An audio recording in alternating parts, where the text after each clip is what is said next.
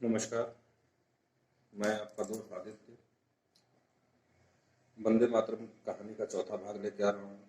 क्षमा प्रार्थी हूँ कि कहानी लाने में काफ़ी देर कर दी। अब से देर नहीं होगा, दूसरे तीसरे दिन आपके चैनल पे आ जाएगा। और जिन भाइयों ने मेरे चैनल को सब्सक्राइब ना किया हो, कृपया कर लें कि उनके पास अलर्ट मैसेज पहुँच जाए और वो कहानी सुनने से वंचित न रह सके। पेशेवर यूट्यूबर नहीं हूँ, तकनीकियाँ भी मेरे पास कम हैं। एक छोटे से मोबाइल से आप लोग के सामने अपनी इस कहानी को प्रस्तुत कर रहा हूँ, जो मेरी खुद की लिखी हुई है और उन तमाम शहीदों को समर्पित है जो हमारे देश को आज़ाद कराने के लिए गुमनामी की मौत मर गए। थोड़ा सा पीछे चलता हूँ कि आप लोग को याद आ जाए।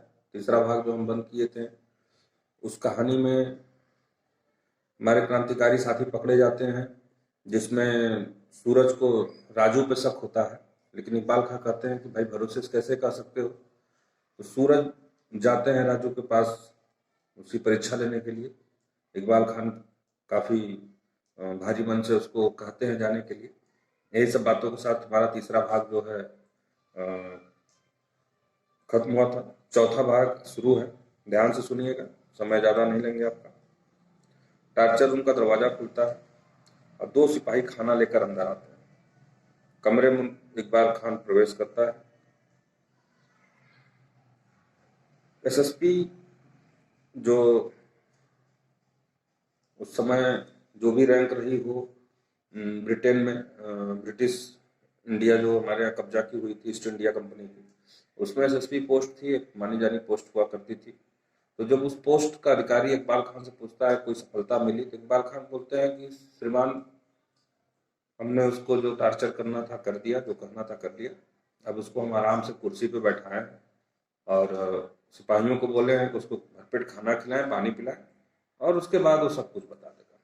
मेरे पास एक अच्छा सा प्लान है, उस प्लान के तहत हम चलेंगे तो इंशाअल्लाह सफलता हमें जरूर मिलेगी। अभी इकबाल अपने प्लान के बारे में कुछ बताएं, उससे पहले डेविड जो है बात काटते हुए बोलता है कि देखिए सर, जिस व्यक्ति को हम लोग इतने दिनों से टार्चर कर रहे हैं, बेइंतहा मारा गया, हर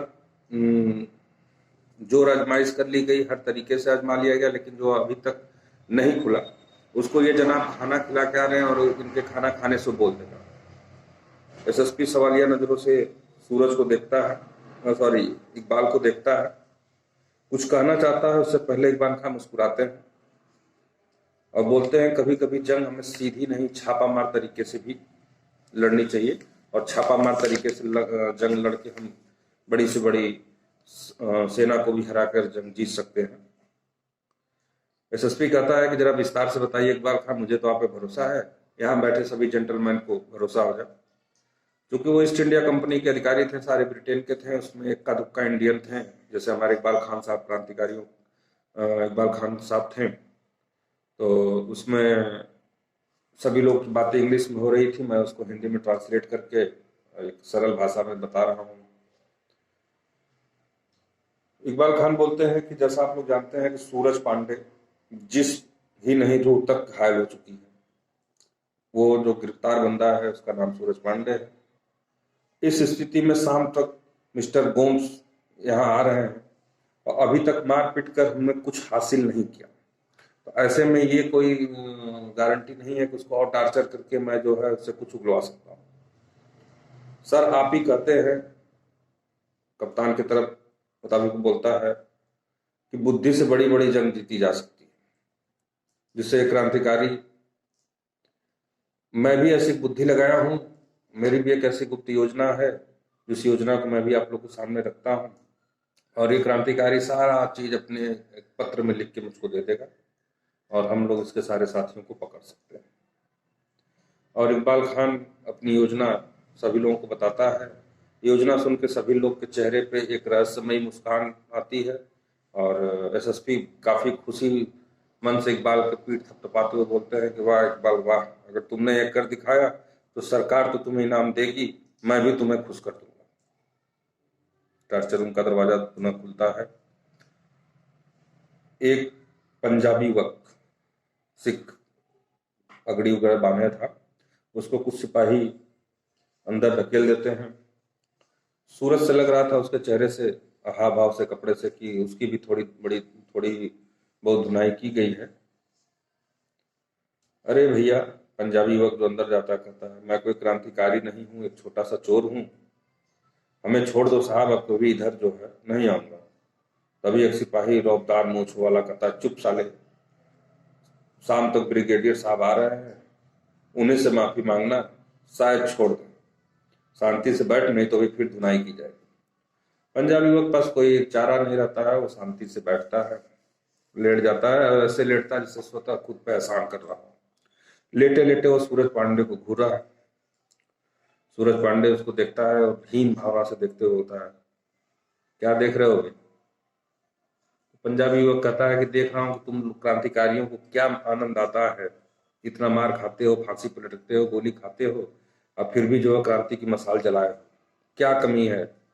ब्रिटेन गवर्नमेंट हो चाहे किसी गवर्नमेंट हो, शोषण सभी करते हैं, शोषण ये भी कर रहे हैं, कोई दिक्कत नहीं है, चल रहा है, आजादी आजादी नहीं मिलने वाली।